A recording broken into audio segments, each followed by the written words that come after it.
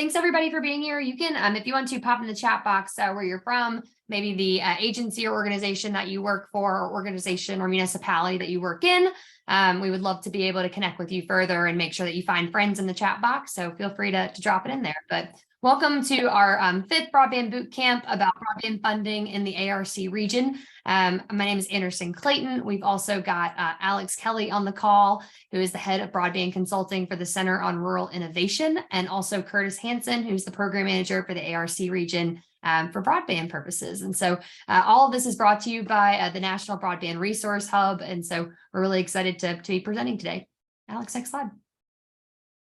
So we all know about funding opportunities and kind of the whirlwind right now that is the broadband funding landscape that has transformed over the last 2 years, but especially is going to transform even more over the next 2 years, and so on and so forth from now. And really what we're trying to do is be able to orient folks into what the landscape looks like currently, where you fit into that little piece of the puzzle on the timeline, and also some of the benefits and maybe honestly funding landscapes that or funding opportunities that you didn't know were part of the landscape to begin with. So 2 of the questions that we want you to come away with answering are, what does the infrastructure funding mean for your community? And also, how do you find match funding for the needs of your region? Great. So, I was to say, we're going to go into ARC funding and great programs. Curtis is going to help us out with that. Sorry, Alex Kelly, took it away. No, go for it. Yeah, good job. So I will jump in. For those of you who did one of the intensives last year, this is a lot of content you've heard already, but I'm going to share it with you again because it's so important. If you're not familiar with ARC, we have a few different paths to getting a grant. Probably the most straightforward is the Area Development Program. The problem with that one is that it's state specific, and so each state has a program office and they each run their own area development program. So their applications run on different cycles and they require different approvals and paths and different funding maximums. And they each have their own flavor of different funding priorities. So if you're not familiar with who your state program manager is, go check out our website or reach out to me. You can work with your local development district. Again, if you're not familiar with who that is for your community, look on our website or get in touch with me and we can make those introductions. But that's money that ARC gets and then divvies up to the states to work on state priorities. So I think it's in some ways the easiest to get access to.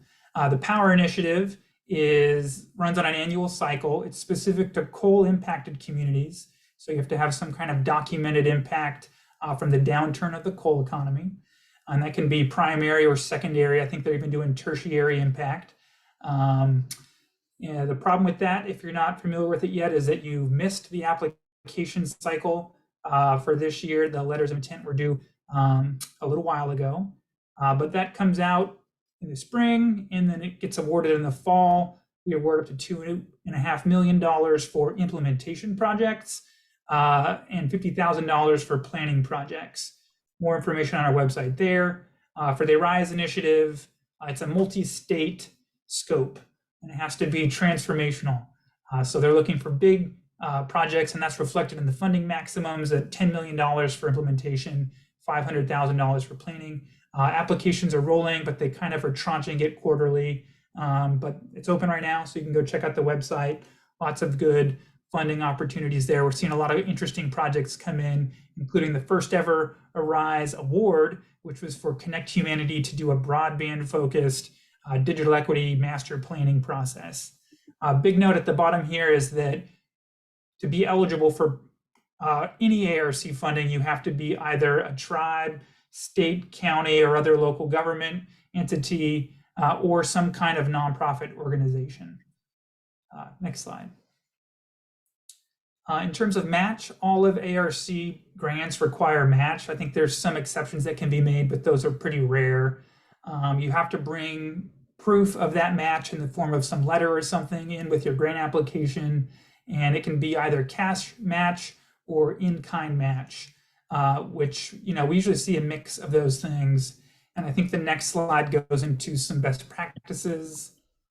I would consider these best practices, these aren't necessarily required, but if the infrastructure is going to be owned by the private partner, in the project, it makes sense to have them show up with some match so that they have some skin in the game. If it's publicly owned, it's more common for the public entity to be providing that match. ARPA is eligible for ARC as match dollars. So we do see a lot of projects coming in with ARPA as match. If you're planning on owning your own infrastructure and the private entity, if the private entity is asking you to provide all the match, you should figure out why. Because in general, they're going to be charging people money to use the infrastructure, so they should have some kind of business case in there. So it would be helpful to get a third-party opinion on that. And there are a lot of different sources of match for those publicly led projects. There's a list here, and we see a lot of people, like I say, use that in kind as well. Next slide. Match rates are different for every county, and we calculate them and update them every year. So they're based on a distress index that's run nationwide. And if you're at the most distressed range, it means you have higher unemployment and lower median incomes, and your poverty levels are higher than the rest of the country. And so you have the opportunity to require a lower level of match, and your project can be funded at a higher percent of ARC share. One note here, and I see this mistake sometimes in people's applications, this would be a share of the total project budget. So if you have $1 million budget, ARC could fund 80% of that. It's not, if it's $1 million project, if you're getting $1 million of ARC funding, it's not a 20% match of $1 million. So make sure your math's good on that. But there's a link here for how to check your match rate. And yeah, I think that's me. Next slide. Well, now I get to ask a pre-prepared question. Oh, perfect.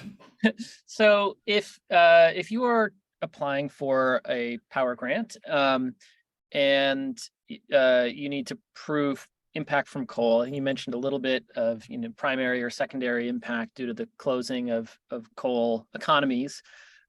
What data sources do you like to see, or do you have go-to data sources that would indicate that coal repercussions, whether is it job data you look at, number of kids on free and reduced lunch, like what kind of data is effective in communicating that story? Excellent question. I don't know. Honestly, there are probably people on the call who know better than I do. Things that I see in applications though, and power is kind of weird in that they go out and get independently graded because it's a competitive program, and then it makes it to me once they've already been selected. Things I see though in applications are loss of jobs related to the closing of like a coal mine or power plant or any of the kind of industries that support either of those two things. There's been a number of studies that ARC has helped fund that I think go out and try to quantify those things. And I think generally those local development districts are fairly aware of whether or not their counties have been identified previously, or if they've shown previous justification for those things. But my understanding is that it's mostly quantified off of job loss or median income loss. And if any of the folks on the call know better than I do, please jump in. I'm more of a broadband expert than I am a power expert, unfortunately. I can definitely connect you to the power program manager though, or coordinator who would know the correct answer. No, that's a great start. Thanks, Curtis. Yeah. All right, Anderson, back over to you. Yeah, so Curtis took you all a little bit through the regional aspect of funding and what the ARC region provides and can hold. And so now we're going to go into a little bit more of what the federal landscape has looked like over the last year, but also into the next little 2 years, like I talked about earlier. And it's complicated, right? Because you do have more than 5 federal agencies that fund broadband who don't always talk to each other.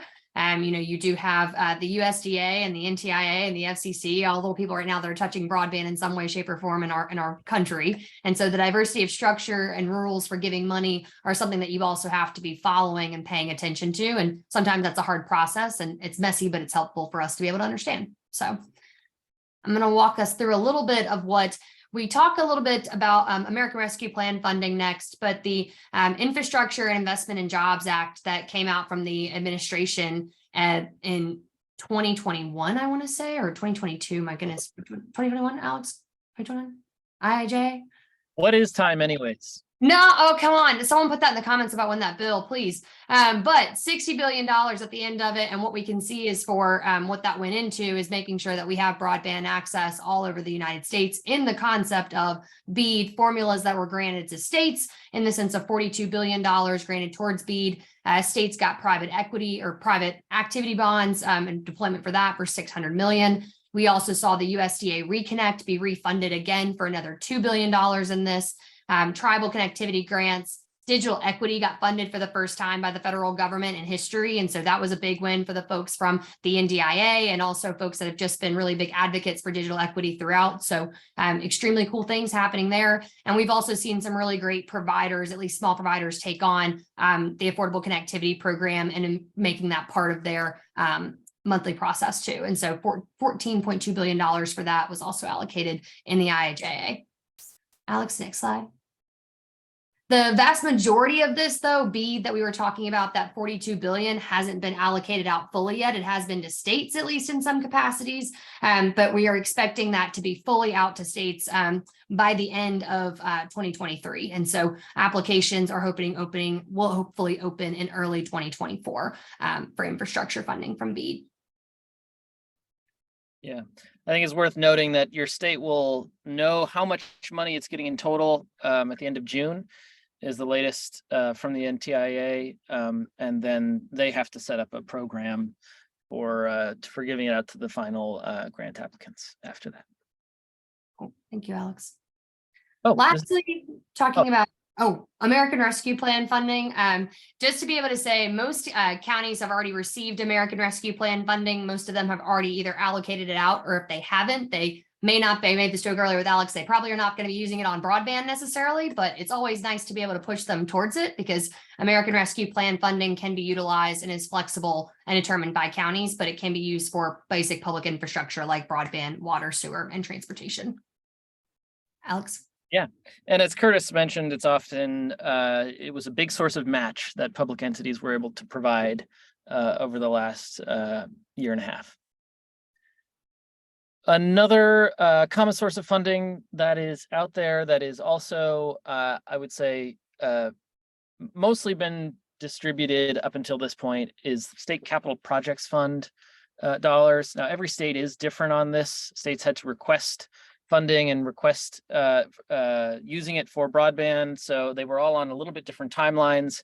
But to the extent that it may still be relevant in different states, it's important to check on this because it's funding that's only available to people in the state. So it can be a little bit easier to access than some of the national programs.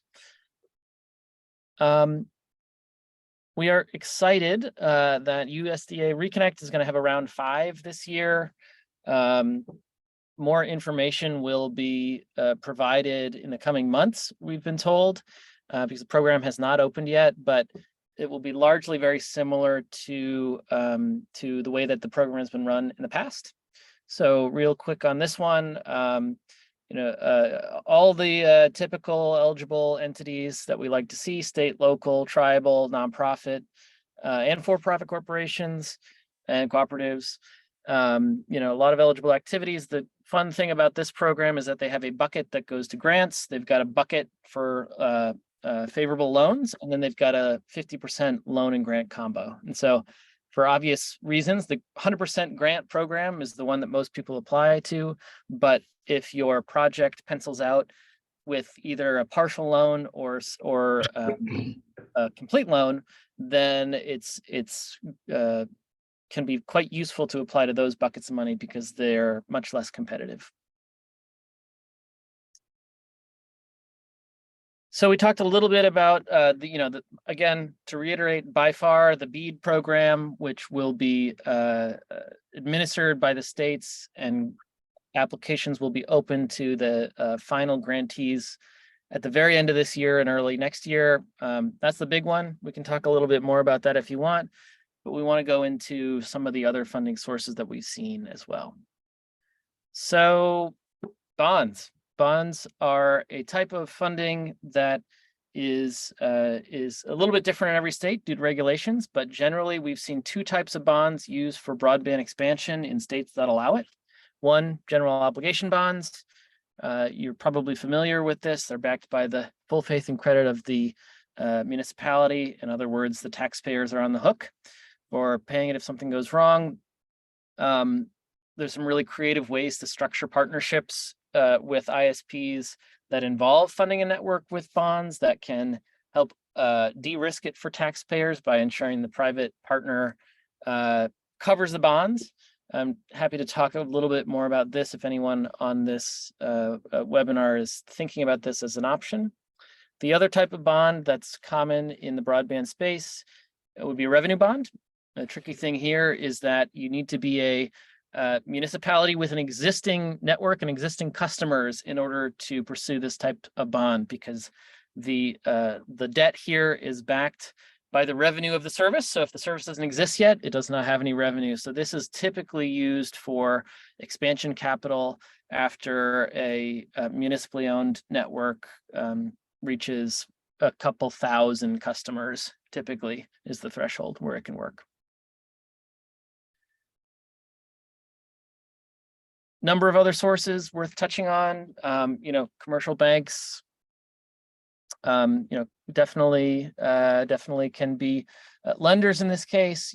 Typically they will supply a loan to an ISP to cover match funding, right? Community Reinvestment Act funding is also sometimes available from banks. Truist Bank actually does a lot of this. So if you are working with an ISP, need to come up with some match, one thing that they may be able to do is cover some of that match via just a regular commercial loan. Impact investors, there is a growing interest in broadband from impact investors, but I would say it's a bit trickier. Connect Humanity, which Curtis mentioned previously, is raising a fund to provide impact investment capital to ISPs that have a digital equity lens to them. So worth considering if you need to be creative in how you provide match or fund a network or a network expansion. Lastly, we get asked about private equity a lot. There's a lot of private equity and private capital going into broadband. It's almost exclusively going to fund overbuilding cable with fiber in suburban areas where the cable is really the only entity in town. So private equity is I think the estimates I've seen, $40 to $60 billion has been invested in building fiber, but it's almost exclusively in suburban areas to try to win customers back from cable. Final advice. We're here early. We'll have time for questions. Look, what I tell communities who are thinking about applying for grant funding and looking at especially the BEAD program between now and then, it seems like a lot of time between the end of the year and early next year when those applications will be open, but it is never too early to start. It takes a lot of time to pull together a full package, to have a partner in place, know exactly where you're going to build, what's your service area, check all the boxes, and there's plenty of stuff that you can be doing now to get started on this even before the grant rules are announced. So starting early, cannot stress enough. We'll talk a little bit about how to maximize your grant scores in a little bit, but really engaging as many people in the project as possible is really, really helpful. That grant reviewers, whether it's the people on Curtis's team or federal grant reviewers, they look at how much you've been able to engage your community and stakeholders, and that's a big indicator of how successful a project is likely to be and how impactful it's likely to be to the community. So bring people in early that you think are going to need to know about it and be involved. I think the tricky thing about writing grants is that you kind of have to know what the reviewers are looking for. And this is a little bit related to even the question that I asked Curtis earlier about what data do the people reviewing the power grants typically look for, right? So it's totally possible to write a grant for the first time and be successful, but to the extent that you can talk to and get advice from people who have done this stuff before and have an idea of what reviewers of different programs are looking for, that is really, really useful, and highly encourage it. We'll give you an example in a little bit of a points-based outline, but the point of this piece of advice is you have to run up the score. All of these grants are going to be competitive, so you have to try to maximize the points you get and not leave any category to the last minute, and make sure you're addressing every single category. And then lastly, get that second set of eyes, get that third set of eyes. Different perspectives can really be useful, because talk to people who've done this before. Talk to your friend who's the best editor really make it a collaborative effort.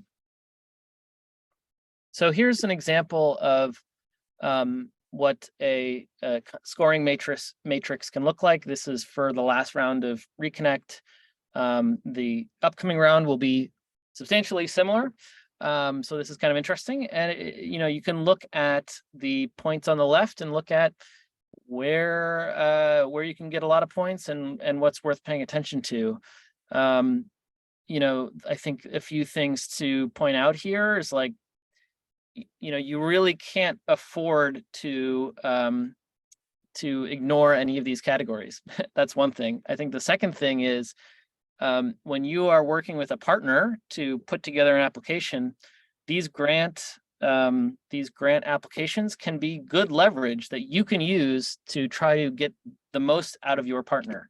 And so, if you have a partner that is ordinarily not interested in providing wholesale broadband services so that other entities can use the network that's grant funded, well, you can take this to them and say, look, we might not win this unless we're able to do everything on this list. Let's do it. Or same with affordability, same with labor standards.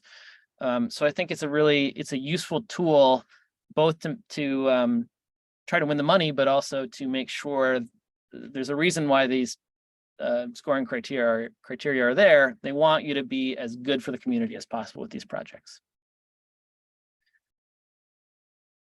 The other thing that I would say, that's funny, Jennifer. I just saw your note in the chat. The other thing that I would say is, there are times when the right ISP to be a partner with can be a real ally in putting together this grant application. Not only is it typical that you have to supply engineering records or a network design as part of the grant application, and a number of other things, which you should do in collaboration with whoever is going to operate your network. But if you have an ISP that you trust, they're community-based, they have your best interests at heart, and they're not asking you for a match that they can't explain why they need it, right? Work with them as much as possible. It will totally strengthen the application. Again, scrutinize any request for funding they have for you if they're going to own the network and they're asking you to provide match. But by and large, work with these ISPs. And I think the danger here, and what I want to call out about BEAD in particular, is that the BEAD program is likely going to have a few waves of funding. And the waves of funding might be, a state decides to release the first 20% of the funding that they have allocated in the first round, and then they do another 40%, and then they do the last 40% over the course of 2024. Talking to ISPs now and making sure you line up the one you want to work with early and start collaborating with them can be really, really important, so that you can get your applications in on the first round. Because if not, somebody else might apply for the area that you want to fund, and it might not be the ISP that you want to work with. And so, forming relationships with ISPs that you want to work with early, and figuring out how you can get an application together at the earliest opportunity is going to be really important. Okay, I'm going to just give a plug for the next session, and then we'll open up to questions. So next week, Anderson is going to be leading everyone through a a boot camp about digital inclusion planning and advocacy. So looking forward to that. We may add another, if people are interested, we may add another session onto the end that can be an open floor Q&A. But you know, at the very least, we've got one more to go, and excited for Anderson to lead that. So I'll pull the deck down and just open the chat and see what I missed, and see if anyone has any questions. While you're looking at the chat, I'll just add that for you know, when you're selecting that private partner to come into an application with, keep in mind that you'll need to show some kind of competitive process in selecting that partner. You can't just go out and pick your favorite ISP and then give them federal grant dollars. But you know, in your communities, you typically know who those people are going to be, who those entities are going to be, and so selecting them competitively shouldn't be too hard, just because there's only so many in town. And that's, Curtis, if you are the grant recipient. Correct. Oh, great point. If you are that, no, your point was a great point. If you, if the ISP can be the applicant directly, for example, through a BEAD program, you know, you don't need to have a competitive process, but it's still worthwhile to find the one you want to apply and really push them to do it to make sure that the money goes to the ISP that's going to be most impactful. Yeah.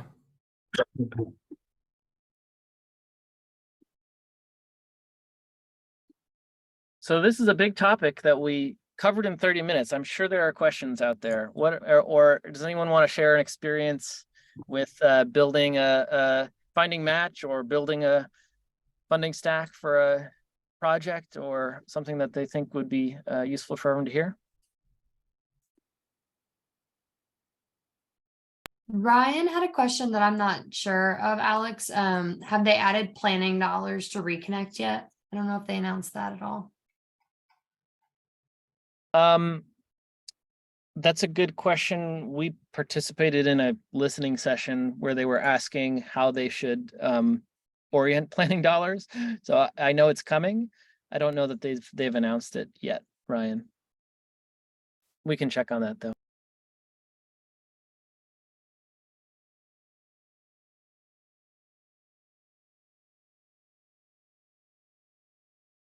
I think that getting access to financing and match and other funding sources came back as the #1 biggest need from communities in Appalachia in terms of improving broadband access. So hopefully we, you know, hit that nail on the head with this presentation.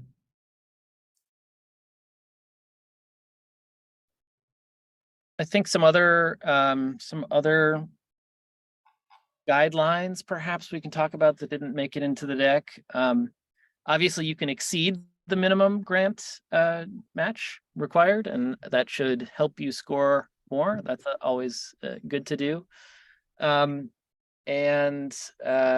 know, I had another thing, but I forgot it, and I'll say it when I remember it.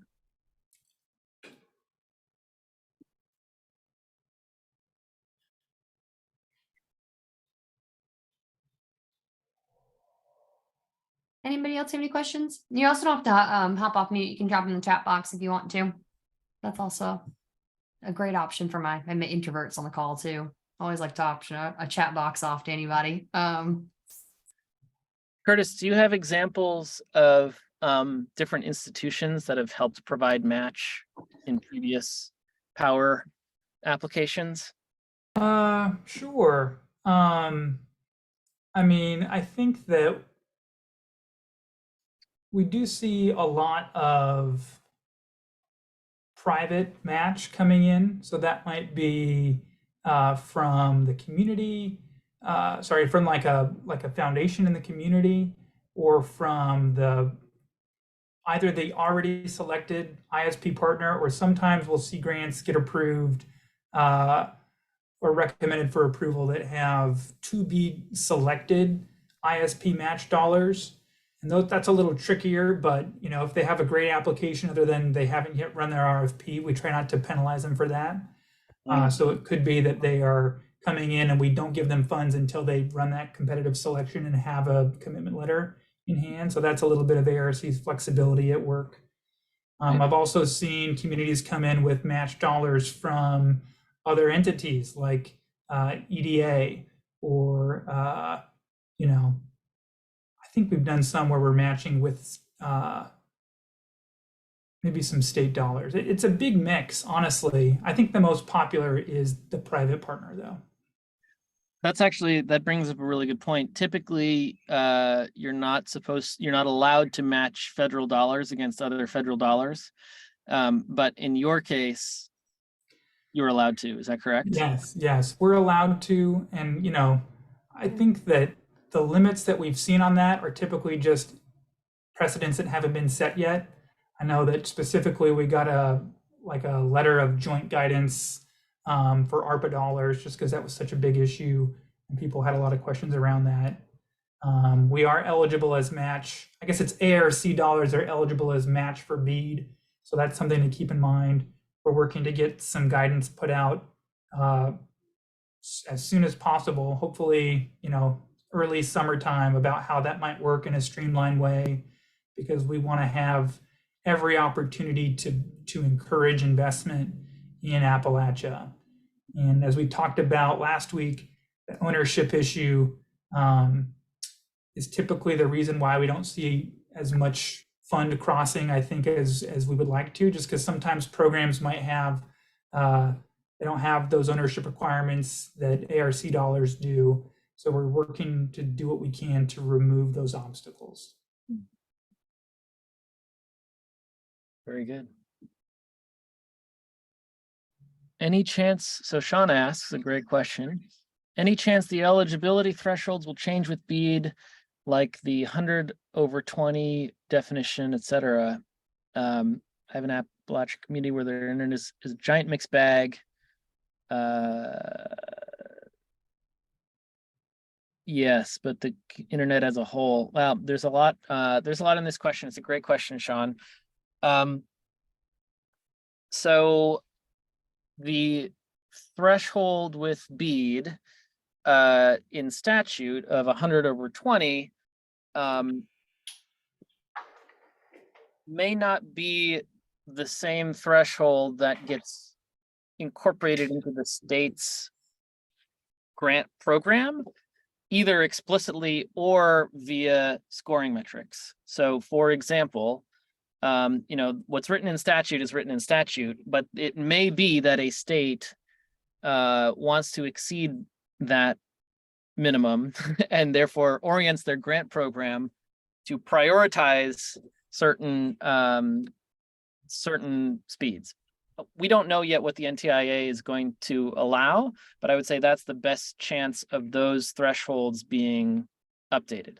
Of course, if you're the minimum you have to fund the one instance where the speed threshold exceeds 100/20 is with community anchor institutions. So if you have a community anchor institution that exceeds 100/20 but does not have 100/100, and your state is able to fund those because those come third on the list of priority, then you can bring, you know, gigabit symmetrical fiber through an area that is 100/20, but not 100/100. So that's a small workaround, although it's unclear, you know, which states will be able to do that, given you have to fund the unserved and the underserved before community anchor institutions. I think the only other piece to this is that in communities with like a lot of variability in their internet speeds, you may have an opportunity to make the case directly to your state that your community is underserved rather than served. That will just, again, depend on the rules that your state establishes for what they allow as proof that you deserve funding. So I would say, you know, not too early to despair with the BEAD program, simply because there's a lot of factors that will fall into place at the state level that could change what you're able to do. I'll add on to that. You know, in the past, before states each had a broadband office or broadband authority, ARC eligibility determinations were largely left up to the ARC staff in DC to help determine. And they had to base that off of what official data sources were available, which were the FCC maps. Now, though, where every state has a broadband team working on helping understand broadband availability at a very granular level and doing a lot of community outreach to help define where is a served area and an unserved area and an underserved area, we're increasingly able to lean on those state broadband offices to help with ARC grant eligibility determinations. So I think that doing the work with speed testing and community outreach to help identify areas that are not served with high quality broadband is also effective when it comes to making sure your project will be eligible for ARC funding. So, it's extra work, and I don't know that it necessarily will sway every funder.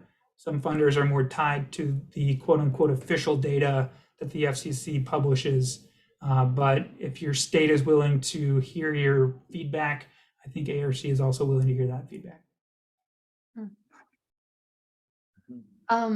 I was just gonna hop in and say, Alex, I don't know that we talked about this, but I think Natalie Roper would want to punch us if we didn't. Maybe it's just Transition Fund is also a resource for funding for technical assistance. It is a grant program that Just Transition Fund, the organization, it's nationally based, is offering to communities to help fund people to help you apply for grant funding at the end of the day. Because we know right now that there are a lot of municipalities and just rural leaders out there who don't have the capacity already to go out and chase this money. And that is one of the biggest barriers and inhibitors, right, to folks actually getting it at the end of the day. So Natalie is really trying to help with that. Feel free to reach out to her too. Her information is on the website that I just dropped in the chat box. But if you all have more questions about that afterwards, feel free to reach out to me or Alex. I'll also plug here. I don't know if this was on the agenda for next week or not yet, but the Connect Humanity program that we mentioned as being ARC's first ever Arise grant, their applications are still open. It's a fairly in-depth process, and it comes with some funding for the folks on the local level who are helping participate in that planning activity. They're still looking for applicants in the region who are interested in taking their destiny into their own hands in terms of outcomes. So encourage you to go check that out if you haven't already. Great. And I want to also thank Fiona for bringing up two things in the chat. One, the community anchor institutions need to be funded all the way to a gig symmetrical. So if they have less than 100 symmetrical, they can be funded all the way to a gig. So I wasn't clear about that. And then Fiona also mentioned Reconnect as an option for communities with holes. And that's a great point. There's two things about Reconnect. One, they typically are more permissive of proving that your community needs service via on the ground, surveying and whatnot. So that's a good option. And the other thing is that they have a small portion of their funds which they're willing to give to places that I believe are 50% served and 50% unserved. So usually a big portion of their funds has to go to, I believe, areas that are 80% unserved, but a smaller portion they are going to make available for some of those more patchwork communities.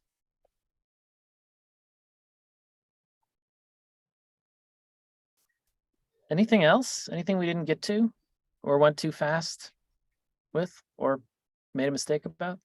I have a quick question about the whole ownership clause. I know in Ohio we're waiting on charter, but do we know of any other ISPs that have issues with that clause or ISPs that have no issue with it? Is there any ISPs that are okay with just going along with that, or? Yeah, and I'll speak to this. So in terms of tier 1 ISPs, that would be at that kind of charter level of subscriber base. I do not know of one that has accepted the lien term as acceptable in a partnership with an ARC grant.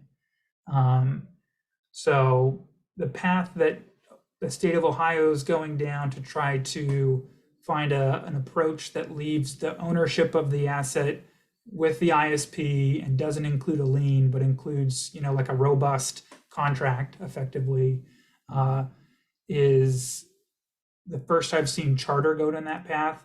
I'll say that I know that we have a grantee in Pennsylvania, Greene County, Pennsylvania, that already chartered, get the pun, chartered that course with Windstream. And I've seen interest from, oh shoot, who's the other big one? Spectrum, Windstream, and the other one. What was that? Oh, I just laughed. That's Oh all. yeah, yeah. I think that as ARC is becoming more flexible, I think the grantees are being more flexible and looking at partners, and we're seeing, it's just a bigger legal hurdle to overcome because those tier one legal teams are, they're staffed really well, and so they have time to redline everything and hold a lot of meetings and really push back and advocate for themselves. So I was just hoping maybe you knew of some that was okay with it, because it's kind of holding up some stuff for so long that I thought if there was someone that is okay, then maybe we could just bypass people like Charter then, but it doesn't sound like there is. yeah, not yet. I mean, when you get to that second or third tier of provider size, you start to see some folks who have accepted a lien as a term, kind of off the shelf, but the bigger ISPs aren't that interested in that.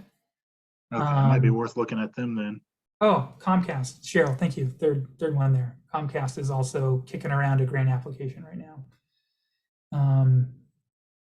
And I think, well, no, Xfinity came in with an application for a grantee, but they actually went down a non-infrastructure approach, which I think was pretty interesting, that we talked about briefly last week. Yeah, but the smaller providers, really, you're going to get a whole different range of possibility there. Yeah, definitely. I mean, they also have that local understanding. They already have roots in the community in terms of helping with outreach, et cetera. So yeah, the partnership is always a tough problem to solve, but solvable. Totally. Well, if anyone else has anything they want to chat about, we're all ears. The one question I would ask you all before you sign off is if you think it would be useful for us to hold a final session after next week where it's just open floor, we can chat about whatever folks want, kind of almost an office hours type thing, maybe throw a thumbs up or something, and we'll schedule that. But if people don't want that, we don't have to do it. Cool. So far, the ayes have it so far. With Lauren. Thank you, Lauren. Great. Well, you know where to reach us. You're welcome to reach out anytime. Thank you, Curtis. Thanks, Anderson and Austin and Jane on our side for keeping the back end together. And we'll look forward to seeing you next week.